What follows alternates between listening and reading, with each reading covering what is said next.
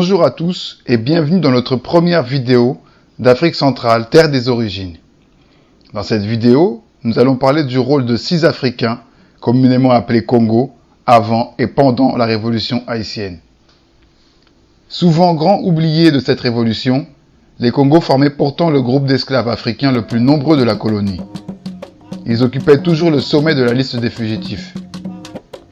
Sur les recensements partiels des années 1780, on estime leur proportion à presque 60% dans le nord et le sud de l'île, à environ 50% dans les hauteurs de l'ouest et 32% dans les plaines.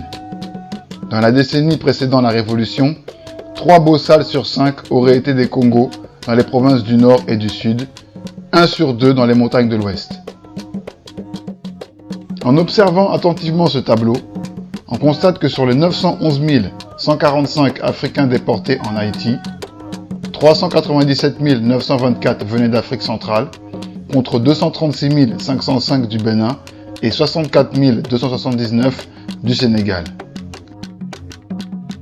C'est après 1750 que les négriers français commencèrent à s'approvisionner à grande échelle au sud du Bénin. Les plus grands contingents de captifs arrivaient alors de l'Afrique équatoriale sous le nom de Congo.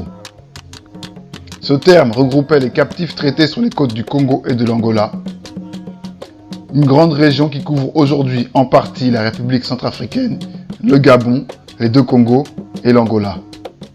Le terme désignait aussi par extension tous les captifs et esclaves nés en Afrique, appelés communément bossals. Ils se sont fait remarquer dans la première insurrection générale pour la liberté, de 1791 à 1793, comme dans la seconde insurrection pour l'indépendance, de 1802 à 1803. Ils fournirent au mouvement insurrectionnel ses forces combattantes décisives, dans le nord notamment, foyer de l'insurrection, où ils représentaient 60% des bossals. Ils furent les premiers à entrer massivement en insurrection, nommément pour l'indépendance, après la déportation de Toussaint Louverture en 1802. Sans plus tarder, commençons notre top 6.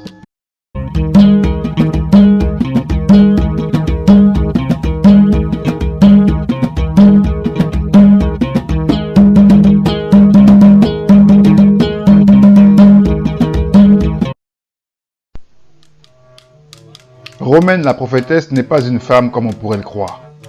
C'est le surnom que s'était donné un résistant haïtien à l'esclavage, Romaine Rivière. Il était originaire de la partie espagnole de Saint-Domingue.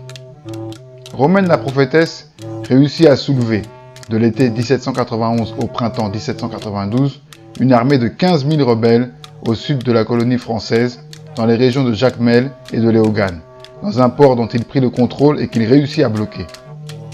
Se disant possédé par la Vierge Marie et en télépathie avec elle, Romaine la prophétesse suscita l'enthousiasme parmi les esclaves nés en Afrique, notamment parmi les Congos, où les Portugais avaient introduit au XVe siècle le christianisme.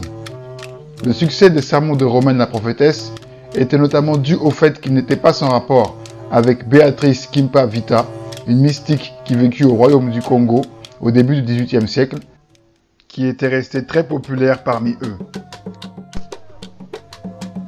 En 1770, dans la paroisse de Marmelade au nord, un certain nombre de plantations de café venaient tout juste d'être créées, travaillant principalement avec des esclaves venus d'Afrique centrale. Le 23 novembre 1786, plusieurs animateurs de réunions nocturnes, enregistrés sous le nom de Jérôme Poto, Télémaque Kanga et Nègre Jean, ensemble avec d'autres participants, sont traduits en justice au Cap français. Selon leurs témoignages, les cérémonies étaient appelées Mayombe ou Bila et impliquaient la composition et la distribution de breloques. En outre, Jérôme a vendu à ses clients des petites pierres calcaires appelées Maman Bila, contenues dans un sac appelé Fonda, des graines rouges et noires qu'ils appelaient Poto et surtout des bâtons appelés Mayombo. Les bâtons avaient une cavité remplie de poudre blanche et de poivre et étaient supposés rendre les guerriers invulnérables au combat. Si les bâtons étaient garnis de clous, ils étaient vendus beaucoup plus cher.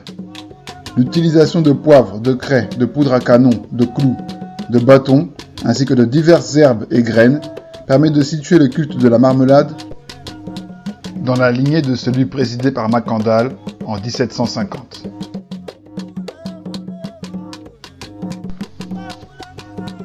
Jean-Baptiste Perrier était un ancien dirigeant d'esclaves qui a dirigé une révolte paysanne dans le sud de la Grand-Anse en Haïti entre 1807 et 1820. Pendant une brève période, il dirigea essentiellement un gouvernement séparé et indépendant du gouvernement central d'Haïti. En 1792, après une révolte dans les plantations, le général André Rigaud négocia avec les esclaves et les maîtres une colonie comprenant 700 manumissions. Gaumont peut avoir été l'un des affranchis.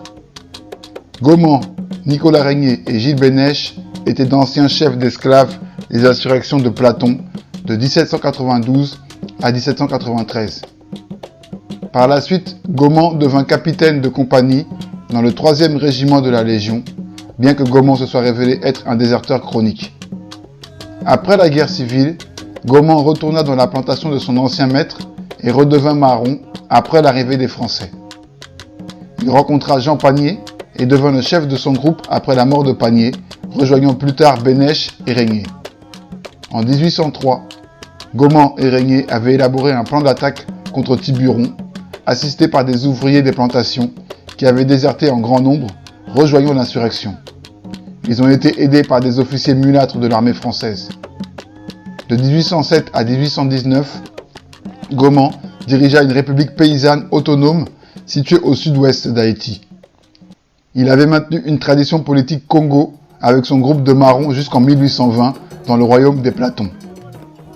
Gaumont a été poursuivi par James, Jérôme Maximilien, Borgella et Lys pendant 9 mois avant sa défaite ultime en 1820.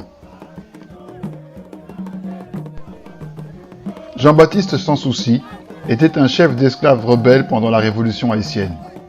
Il fut assassiné par son chef rebelle, Henri Christophe, en 1803, peu de temps avant qu'Haïti obtienne son indépendance.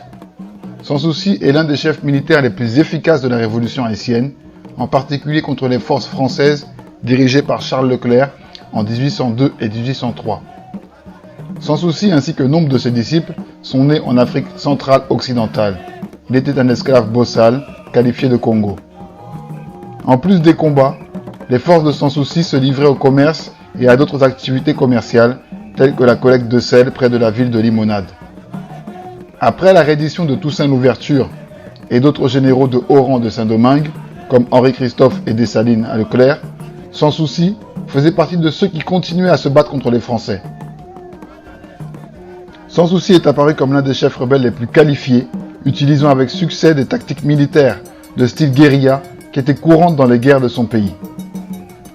En septembre 1802, lors d'une attaque française contre Sans Souci, Leclerc perd 400 soldats français. D'autres troupes coloniales combattant pour les Français auraient déserté pour les rebelles pendant la bataille après avoir tué leur commandant. Sans Souci en particulier était hostile à Henri Christophe. Quand Christophe avait combattu du côté français, il avait dirigé les forces contre Sans Souci. Maintenant, Sans Souci n'était pas heureux de recevoir les ordres de son ancien ennemi. D'autres chefs rebelles, dont Dessalines, ont cherché à résoudre le conflit, et Sans Souci semble avoir accepté l'autorité de Christophe. Mais Christophe décide toujours de se débarrasser de son rival et invite Sans Souci à une réunion où il est assassiné sous ses ordres.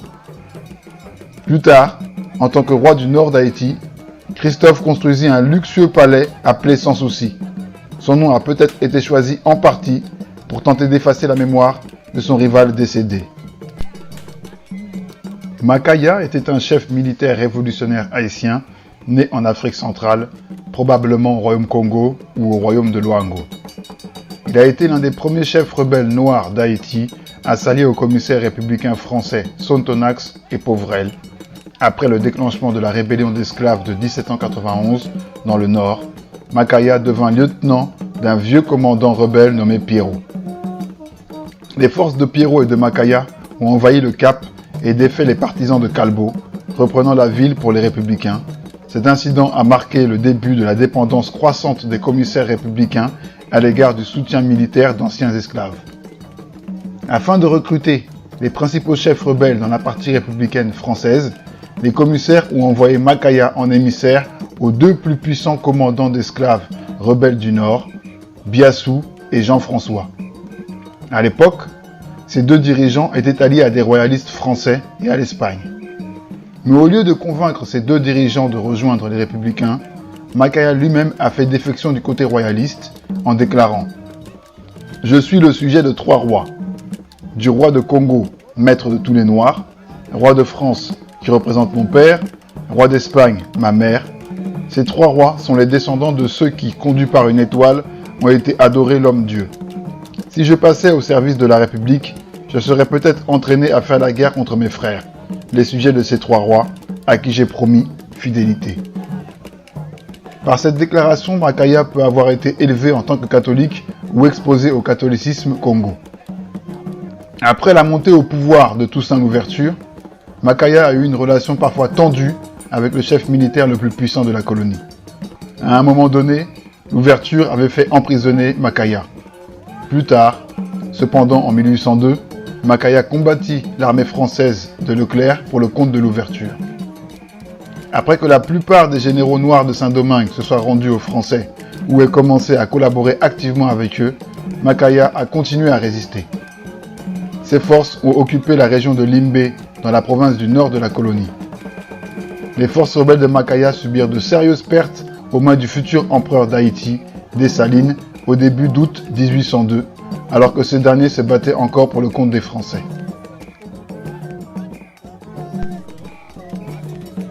François Mackandal, mort au Cap Français le 20 janvier 1758 sur le bûcher, est un esclave marron, meneur de plusieurs rébellions dans le nord-ouest de l'île de Saint-Domingue. Son personnage, sur lequel continuent à planer bien des mystères, a donné lieu à des légendes. Mackandal, au vu de son patronyme, vient, selon certains anthropologues, d'Afrique centrale, probablement du royaume Congo. Durant cette période, Mackandal organise la révolte avec 2 de ses complices, bantous comme lui, nommés Tesselo et Mayombe. Et il est vraisemblable qu'eux seuls étaient en partie instruits des secrets qu'il mettait en usage pour établir sa domination. Il est déclaré le 20 janvier 1758, convaincu de s'être rendu redoutable parmi les Noirs et les avoir corrompus et séduits par des prestiges et fait se livrer à des impiétés et des profanations auxquelles il se serait lui-même livré en mêlant des choses saintes dans la composition à l'usage de paquets prétendus magiques et tendant à maléfices qu'il faisait et vendait aux Noirs, d'avoir en outre composé, vendu et distribué de ce poison de toute espèce, il est condamné à faire amende honorable et, après avoir été soumis à la question ordinaire et extraordinaire, c'est-à-dire la torture, afin qu'il nomme des complices, ce qu'il fera, à être brûlé vif sur la place publique du Cap Français. Alors qu'il se démène dans le brasier, le poteau auquel il est attaché cède et Mackandal saute hors du bûcher et disparaît d'un coup. Les esclaves s'écrient « Mackandal sauvé !» Selon Moreau de Saint-Méry, Mackandal aurait inspiré chez les esclaves noirs eux-mêmes plus de terreur que d'admiration. Ainsi écrit-il que les Noirs, les nègres dans le texte, se mirent par la suite à appeler Mackandal les poisons et les empoisonneurs, et que ce nom était devenu l'une des plus cruelles injures qu'ils puissent s'adresser entre eux. L'exécution de Mackandal précède de 33 ans la révolution haïtienne de 1791, première révolte de Noirs réussie, prélude à l'établissement en 1804 d'Haïti en tant que première république noire libre du monde. Voilà, c'est tout pour cette première vidéo. Pour être informé de mes prochaines publications, n'hésitez pas à vous abonner à ma chaîne. Et si vous avez aimé, n'oubliez pas de mettre un petit pouce vers le haut. À très bientôt.